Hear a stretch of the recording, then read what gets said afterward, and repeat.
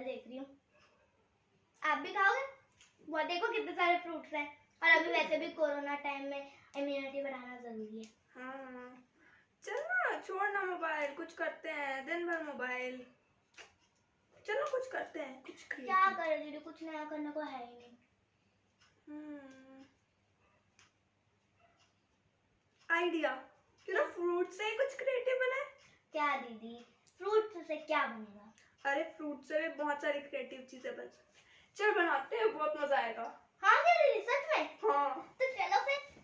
Hey guys, welcome to our channel Sharma star sisters. तो guys, मैं हूँ अंजलि। मैं हूँ अनुष्का। और गाइस आज हम शर्मा सिस्टर्स, जैसे कि आपने मेरे छोटे से स्किट में देखा, फ्रूट से कुछ क्रिएटिव डेकोरेशंस करने वाले हैं। हाँ गाइस, आज हम इन्हीं फ्रूट्स से बहुत ही cute, beautiful, amazing and awesome decorations बनाने वाले हैं। तो गाइस बिना किसी देरी के चलिए स्टार्ट करते हैं।